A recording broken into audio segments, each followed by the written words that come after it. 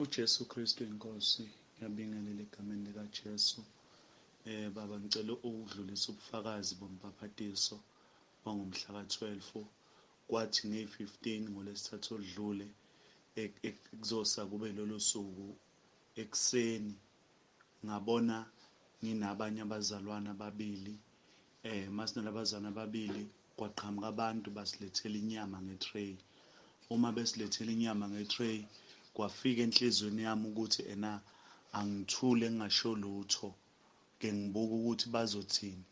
Lo munye wathi hayi, sisuthi siyabonga ukudla, wangaphumela obala. Ngase ngithi mina hayi, kahle kahle mina ngumntwana kaNkulunkulu ngisindisiwe, lokhu kudla lokhu angikudli, ukudla lokho kanjena. Bakuthatha ukudla kwabo bakujikisa kwabuyela emuva. So ngiyambonga uNkulunkulu ngalokho-ke. Kungokokuqala ukuthi empilweni yami ukuthi ngisho ukuthi nami bengilethela ukudla ngithi mina ngumntwana kaNkulunkulu ngisindisiwe, lokhu kudla lokhu angikudli. Ngiyambonga uNkulunkulu ngokunginikeza ithuba lokubhabhadiswa ngiphinde ngizalwe kabusha. Ngiyambonga kakhulu, kangiphezi. Kukhona nje enhlizweni yami ukuthi uma kukhona umuntu osenongingabaza ngokubhabhadiswa, sengathi engalisebenzisa leli thuba leli. Nginabo ubufakazi mina balokho-ke ukuthi uma usuke uye laphaya uyobhabhadiswa, ngempela uNkulunkulu uyakufakazela umsebenzi wakhe. uJesu Kristu inkosi, ngiyabonga kakhulu Baba, amen. Jesu Kristu inkosi Baba, ngiyakubingelela Baba egameni likaJesu Kristu waseNazaretha. Ngibingelela ekhaya leZwi, Taba yendlu kaJehova kuyabonelelwa nomndeni wonke wakaNsibande egameni lenkosi yethu Jesu Kristu. Emini nje ngiyambonga kakhulu uNkulunkulu. Ngibonga nje nanokuthi sifikile la ukuzofundisa izindlela zayo ngezikhathi zonke. Ngiyambonga kakhulu, isikakhulukazi ngibonga ukuthi nange-weekend sinibonile eNational Holy Bible College. Ipromotion sayibona, uNkulunkulu siyambonga kakhulu. Noma egraduate, yazi nje kwaba isibusiso esikhulu kakhulu kithi. Sazibona sile phezulu ngoba siholwa onamandla. Siyambonga kakhulu uNkulunkulu ngani. Sithi uJesu Kristu inkosi. Nginobufakazi-ke manje mina, angazi ekuseni ukuthi ngenze kanjani nami angazi, futhi nje angi-understand, angiqondi kahle ukuthi kwenzakaleni. Ekuseni la ngivukile ngalungisa ukuya emsebenzini, ngaqeda ngaphuma la endlini ngangena emotweni, ngiqale ngivula igate kuqala bese ngingena emotweni. Manje angazi ngishiye kanjani eminyango kuvuleke ngene, ibhaki livuliwe nomnyango uvuliwe kuthe nje mangifika la manje mina ngibuye emsebenzini namhlanje sisheshe saphuma, ngiqale ngibona ibhatla mangiqeda ukungena egeyithini ngizoma nje eceleni komnyango. Hawu, mangithi ngiyabheka umnyango nawuvulwe nje hey, angazanga nje ukuthi ngithini, angaze ngaba nalo ngisho novalo. Ngathi Nkosi yami, kwenzekeni? Kusho ukuthi ngivele ngaphuma ngayovula igate, ngabuya ngathatha imoto, imoto iphambi komnyango, ukuthi ngithe mase ngihamba wayengawubonanga umnyango ukuthi uvuliwe yonke into. Hayi, uJesu Kristu inkosi, ngempela uyasivikela. Angazange ukuthi kwenzakaleni, ngibuye nje kuvuliwe nje, kungazange kwenzeke lutho, kungekho nje lutho, okuthule nje, kunokuthula nje. Ngambonga uNkulunkulu, ngathi Nkosi ngiyabonga, ngazi ukuthi ngifundiswani la. Ngithi uJesu Kristu inkosi. Ngiyaxolisa Baba ukudelita, uJesu Kristu inkosi. Ngiyabingelela ekhaya leZwi nasentabeni yendlu kaJehova kuyabonelelwa. Ngithe mangifika entabeni yendlu kaJehova kuyabonelelwa, ngafika ngikhathele, ngivuvukile kakhulu. kodwa ngawabona amandla kaNkulunkulu kuleya ndawo. uNkulunkulu ukhona, uyasebenza. Ngakuzwa ubuhlungu ebenginabo ngoba bese ngivuvukile kakhulu, nginey'nhlungu nakuspayini, kodwa ngezwa ngiphola. Ngezwa ukuthi bonke ubuhlungu ebekade nginabo ngabuzwa buphola. Kanti before ngihamba ngangine-appointment nobaba, mhla ngangikhulume nobaba, kwaba nezinto ey'xebukayo emzimbeni wami ezimbili. Mayixebuka ngaloku ngikhuluma ngithi ngithandaza ngithi uJesu Kristu uyinkosi, uJesu Kristu uyinkosi, sahamba sayosithela. Kwaba nezwi elithi ngihambe ngingasaphinde ngone. Okuthe noma futhi sengikababa, waphinda futhi zaxebuka lezi zinto. Ngaphinda futhi ngathi uJesu Kristu uyinkosi, uJesu Kristu uyinkosi, sahamba sayosithela. Kwaba nezwi lathi ngihambe ngingasaphinde ngone. Kuthe ngomsombuluko ngahamba ngaya esibhedlela, sengibuyile ngoba bekuyi-check-up yami. Kuthe nje mangingena, udokotela wami wathi, hawu, yazi kulokusile ngiyaqala ukubona umuntu o-right, ophilayo, o-fresh. Wathi ngingakwenzelani? Ngathi ngize ku-check-up yami. Wathi hhayi, angisiboni isidingo sokuthi ngilokhu ngikuchithela isikhathi kade uhleli ngilokhu ngikucheck-a. Wathi into engiyibonayo nje ukhathele, hamba uye ekhaya uyophumula. Kwabe ngiqedile kanjalo. So ngiyawabonga amandla egama elithi uJesu Kristu uyinkosi. uJesu Kristu uyinkosi. Baba Mpostoli, Dokotela noma Mpostoli uMamtsibande, ngiyabingelela bazalwane bonke, umndeni wonke wakaMamtsibande, egameni lenkosi yethu uJesu Kristu, amen. Ngithi angibonge uNkulunkulu, ngimnike lonke udumo olungolwakhe, Nkosi namandla bungobakhe.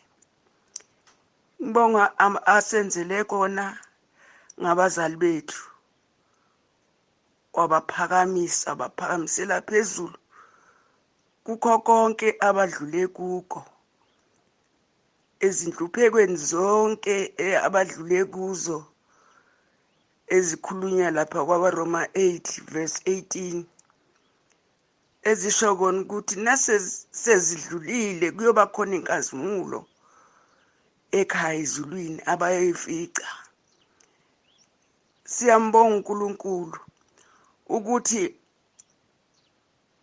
azange badikibale, badangale, kepha baya phansi kakhulu ukuba inkosi yethu uJesu Kristu ibagibele kuze kwazi ukulandwa imiphefumulo enjengeyami, enjengami, engathola ukusizakala mangingena ekhaya leZwi nasentabeni endlu kaJehova. Basebaningi abazodinga ukuthi bangene.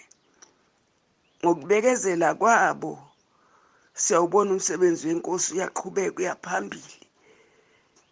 Ngithi angibonge, ngithi uNkulunkulu muhle, uyinqaba ngosuku lokuhlupheka, uyabaza abaphephela kuye. Siyambonga nje nomndeni wonke, uyabaxhasa, uyabasekela. Sithi nje uNkulunkulu akabe nabo bonke ekhaya, nebandla libakhulekise njengoba sihlale sisho sithi sibakhulekela abazali. Inkosi bavikele kuko konke njengoba ihlala yenza, ibasekele, ithi qinani, nime isibindi nginani, ibasekele ngesandla sayo sokunene. Ngiyabonga kakhulu bazalwane. Jesu Kristu inkosi, amen. uJesu Kristu uyinkosi. Baba, ngiyabingelela kubaba umpostoli noma umfundisi uNsibande entabeni kaJehova kuyabonelelwa nasekhaya leZwi. Ngenkulu intobeko ngidlulisa ukubonga uNkulunkulu umusa angenzele wona. Ngomhla ka-20 kuNovemba kusihlwa ngabo-7 ebusuku kwaba ne-load shedding endaweni yakithi. Kanti indodakazi yami ishiya umzukulu wayo oneminyaka ewu-13 esele yedwa endlini efunda ngoba uyabhala yena esikoleni. Le ngane iyintombazane. Ithi ingane yezwa sengathi kunomuntu ozama ukuvula umnyango wasekhishini. Ithe isalelele lokho yezwa ukuthi hayi ngeke kunomuntu okhahlela ibhekilagadi. Lo muntu okhahlela ibhekilagadi ngaphambili uzama ukungena. Ithe isalindele lokho yezwa ephinda futhi lo muntu ekhahlela. Ithi ingane-ke yabe isiqala yafonela uyise masishane, yafonela nonina. Ithe isenza lokho yabe yakhumbula ukuthi no kunomuntu engimkhohlwe kufanele ngimtshele. uJesu uthi yayisimemeza kakhulu yathi Jesu Kristu, uJesu Kristu uyinkosi, uJesu Kristu uyinkosi. Woza Jesu uzongisiza, woza Jesu uzongisiza, uJesu Kristu uyinkosi. Ethi ngokushesha kwaduma imoto edlulayo ngasemgwaqeni ngala ihlala ngakhona. Bethuka labantu babaleka. Ithi le ngane wafika kuqala uJesu kunabo bonke abantu eyacela usizo kubona. Babaleka-ke abantu, sebebalekile abantu bengasangenanga endlini. Abazali befika ekhaya kwabonakala ukuthi ngempela ukhona umuntu obezama ukugqekeza la ekhaya nokungena. Ubaba wengane-ke wayesayolanda unina wengane. Unina wengane uyasebenza, uphuma ngo-7 ebusuku njalo ntambama emsebenzini la isebenza khona. Baba, sibabaza ubukhulu bukaNkulunkulu abuvezile.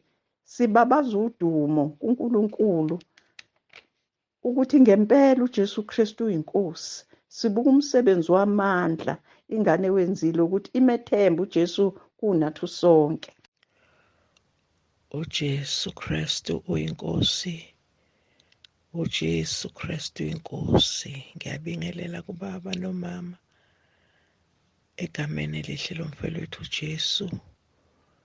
Ngibingelele entabeni yendlu kaJehova kuyabonelelwa. Ngibingelela ikhaya leZwi ekuseni. Ngiyambonga uNkulunkulu nami ungivusile. Hey baba, ngithi angibonge kakhulu since Monday up until yesterday kusakhulunywa ngendaba kamakhelwane, kusakhulunywa ngomuntu ompofu. Hey, ngiyabonga ukutholakala. uNkulunkulu akangisize endleleni yami ngoba ngiyacabanga ukuthi ngendlela okukhulunywa ngakhona impela uNkulunkulu befuna ukusiza mina. Khona izinto uThixo azembolile mase wenaba kulesi sifundiso. Khona uThixo izinto angembolele zona. Impela ngiyafisa ukuphenduka ngenze njengokusho kwezwi lenkosi. Impela izwi lenkosi akekho ngathi lijwayelekile. Hayi, alijwayelekanga, lisha njalo. Uma umoya ingcwele ezolembulela umntwana wakhe ngale ndlela. Ngiyabonga baba, ngithi uJesu Kristu uyinkosi. Amen. uJesu Kristu inkosi. Ngiyabingelela ekuseni babuthi bande. Ngiyabingelela nomama indlovukazi. Ngiyabingelela nebandla entabeni. Ngiyabingelela kakhulu kaJehova baba. Ngizobonga nje kakhulu la ekucaciseni ngegama likaJesu. Ngoba kuney'ngoma besiy'cula singana understanding masiy'cule ezinegama likaJesu, kodwa siy'cula nje with no understanding. Lokhe ucacise uPhilip 2 uqala verse 9. Sengithi noma ngicula i-understanding isikhona, ngoba sengiyazi ukuthi uma ngicula leli gama kukhazimulisa uNkulunkulu. Uma ngicula leli gama amadolo onke ayagoqa ilimi ziyavuma. Nkosi yami, leli gama linamandla. eligama linamandla, eligama linamandla. Siyambonga uNkulunkulu okuwe ophefumula ngomlomo wakho, osebenzisa ibumba leli nguwe. Siyambonga impela uyasikhulisa. Ubusiseke nje baba. We love you. Sinawe. We love you. Wena usuku oluhle, Jesu Kristu uyinkosi.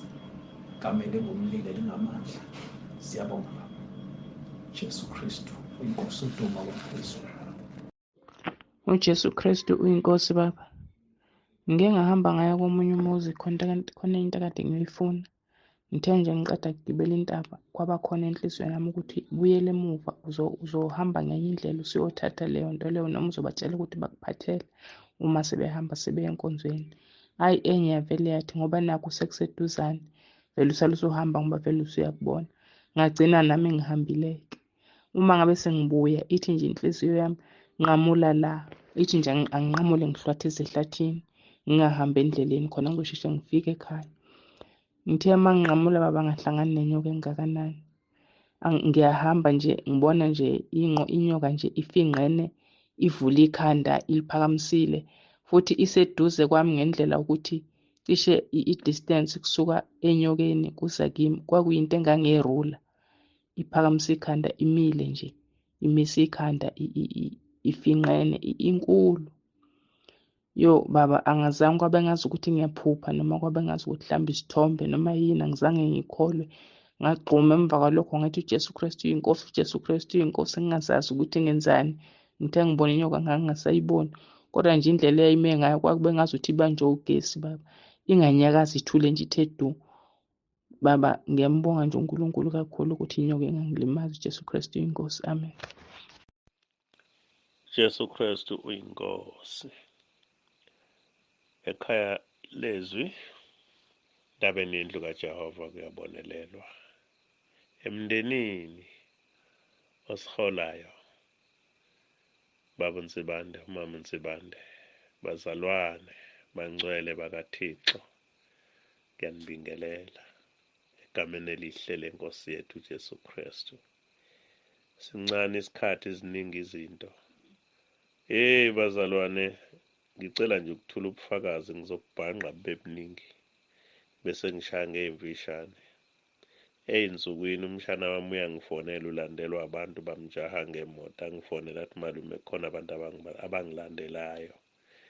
Ngisuka eWaterloo ngishona kwaBester bayangilandela bese ngithi mina hayi wenza njani athi mangiyima bayama bangeze kumina ngithi yima manje sikhuleke avele ame bese ngiyakhuleka ngikhuleke ngiye sengimuzwa ngisakhuleka sebekhuluma naye babuza ethi nifunani madoda kade ningilandela bethi phuma emotweni athi hawu nakamhlola ngiphume mina kweyami imoto la mangabe nikhona nikwazi ukukwenza nongikhipha ngifile bavele bangabesenza lutho bamiyeke kanjalo kube ukusinda kwakhe kanjalo. Ngiyakhuleka mina ngala uJesu Kristu uyinkosi.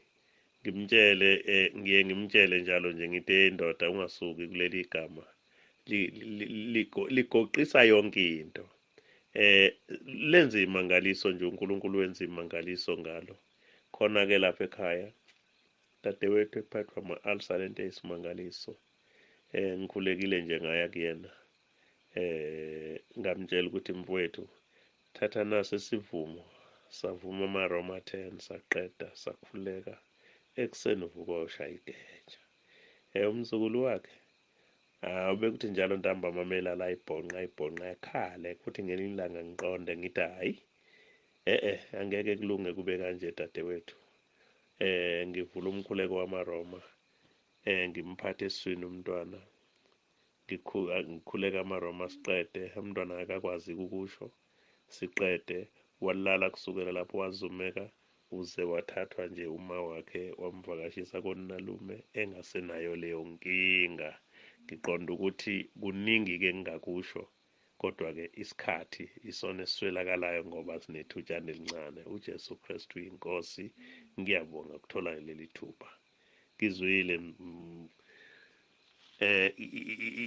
uNkulunkulu izinga kubeke kulona. Siyabonga kakhulu, siyabonga kuswela imilomo njengoba ngishilo isithuba lincane. Amen. Jesu Kristu. uJesu Kristu inkosi. Kuyabulisa ekhaya leZwi nasendlini kaJehova kuyabonelelwa. Buliso umama nobaba. Siyabonga kakhulu imfundiso zenu zokusifundisa ukukhuleka. Enginobufakazi bomunye umntwana besicishele ugesi. Ngihamba ngayocela nje ukuthi bangitshajele. So bangitshela isimo sakhe le ntombazane ukuthi kunzima ukuthi athole umntwana. Ngafike ngakhuleka naye Romans 10:9. Ngamnikeza lowo mkhuleko sawusho wahamba waya esibhedlela ngakusasa. Nasoma sesibhedlela solo bayashikashikeka, amapheyini ayambamba ayamiyeka, solo siqhubeka sikhuleka singena emkhosini nomamezala wakhe. Hhayi, uNkulunkulu wenza umusa kakhulu. Izolo uthe kimi bathi umntwana ukude, kodwa amapheyini ayamshaya. Ngathi hhayi, ngathemba uNkulunkulu thatha njengoba ngokufakele lo mkhuleko efonini yakho, ubeke esiswini sakho. Qhubeka sikhuleka khona manje ungifonela ngitshela ukuthi ukhululekile, umtholile umntwana, ujabulile kakhulu. Nathi siyambonga uNkulunkulu, sithi uJesu Kristu uyinkosi.